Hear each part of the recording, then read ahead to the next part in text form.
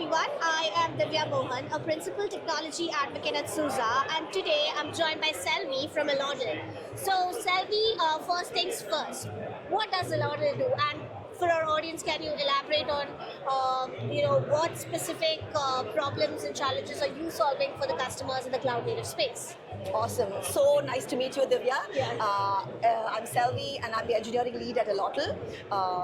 Elotl is a startup. We build Kubernetes management tools. We build two specific tools, Luna and Nova. Luna is an intelligent autoscaler. It works within a single Kubernetes cluster. Nova is a multi-cluster fleet manager. It helps in a number of day zero and day two deployment pain points. So that's a high-level overview of Luna and Nova. All right, and one of the questions that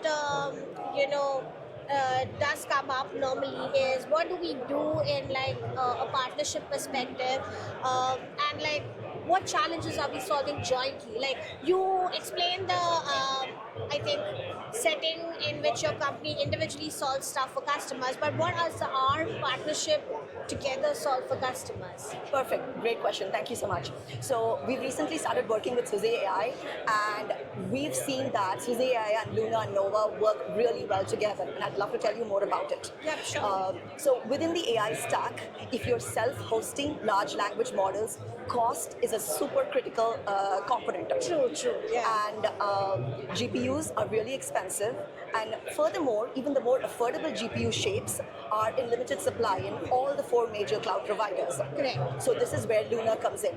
Luna helps you right size the current instance shape that you need for your specific models. So in addition to that, in addition to right sizing, it ensures that that particular instance shape is currently available. So if your particular large language models needs G5 X large on EKS and it's not available, Luna can automatically select the next cheapest instance type. Yeah. So day zero right sizing and the typical auto scaling need of any Kubernetes workload. So if your incoming workloads increase in capacity, Luna will be able to add more worker nodes and scale down worker nodes as and when needed. All automatically, no manual intervention Absolutely required? not. Absolutely not. Yes. Yeah, that sounds like a cool thing. And I believe you all also had, some talk at KubeCon, one of the co-located events, if I'm not wrong. Can you talk a little bit more to that? Sure. We had a talk at AI Day, which was a co-located event on day zero, and it went really well.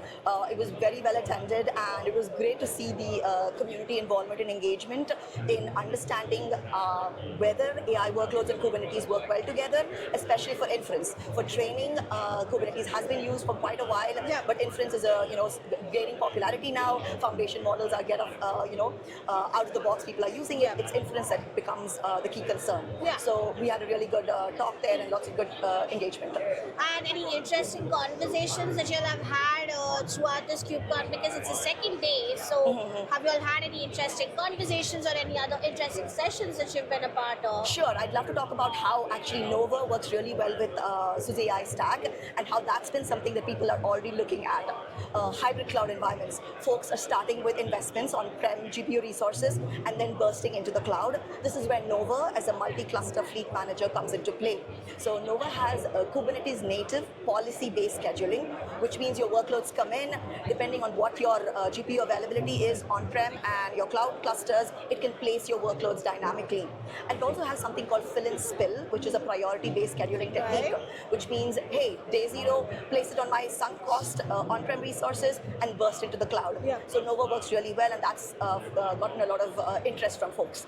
Yeah, that's very exciting to see because the cloud native AI space is one that's ever evolving, so to say, given not just the interest around AI as a concept, but like AI in a distributed context being very, very much of interest to our audience as well. So glad to hear of all the advancements so far, and I'll let you get on with your KubeCon because I do believe that you have the entire show floor to explore and many more interesting conversations to partake in. So thank you so much for stopping by, and I hope you have a wonderful rest of the KubeCon. Thank you so much, Divya. It was awesome talking with you. Thank you so much.